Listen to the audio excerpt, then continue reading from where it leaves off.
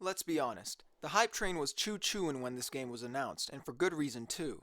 Resident Evil is a very popular series, and some of the latest games had fans disappointed due to the gameplay focusing more on action and less on the survival horror genre that made Resident Evil unique in the first place.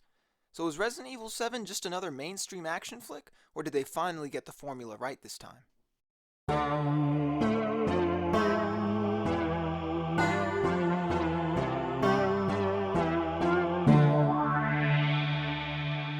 To avoid spoilers, I've limited the game footage. There's a lot more to the game, but trust me, you'll want to experience it for yourself.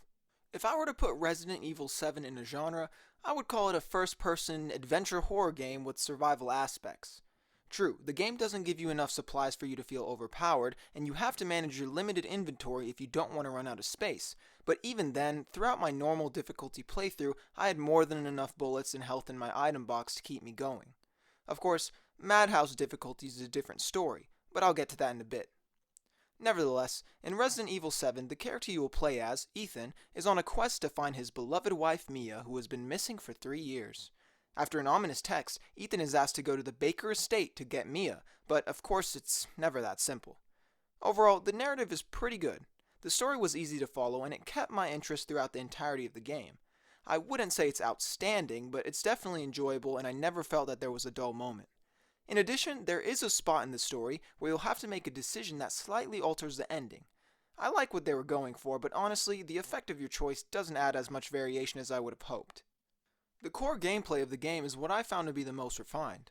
When I say gameplay, I don't mean gunplay. Don't worry, you'll still get many opportunities to test out your firearms against the monsters in the game. And yes, there are still epic, memorable boss fights that you'll have to endure as well. But that isn't what makes the game great. You see, Resident Evil 7 has some of the best exploration and pacing I've played. To explain in a nutshell, you will be exploring different areas and finding various items that will help you solve puzzles and unlock doors. Between the exploration and puzzle solving, there will be story moments or encounters in which you must fight. What makes all these so fun is the way they're spaced out. One moment you'll be exploring and solving puzzles, while the next you'll be fighting enemies, and before you know it, voila, you have a means to explore the next ominous area.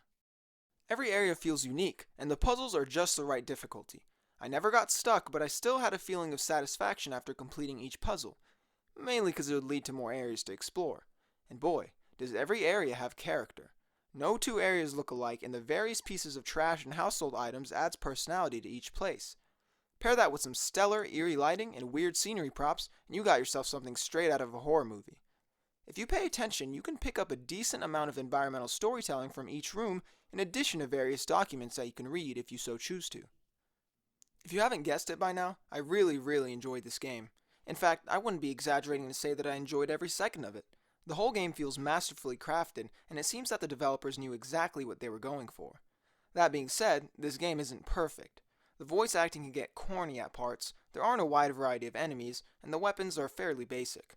Sadly, the campaign only runs around 8 to 10 hours, but for such a polished game, I understand its short playtime. However, there is some replay value as you unlock Madhouse difficulty after your first playthrough. With Madhouse difficulty, the game is much harder. Enemies are extremely tough, ammo is even more scarce, saves are limited, and a lot of the item locations are changed. This mode is great for those wanting a true survival horror experience, and I appreciate the variation between the difficulties. In addition, there will be a free DLC released in the near future that will further add more playtime to the game. Other than that, there is little content in the base game, and replaying the main game will only be fun for so long. Lastly, I want to mention how awesome VR is and how much more immersive it makes the game. The short campaign is fully playable in VR and feels longer when played that way. The tense moments are that much tenser when you're looking through Ethan's eyes. I cannot stress enough how amazing this game is in VR.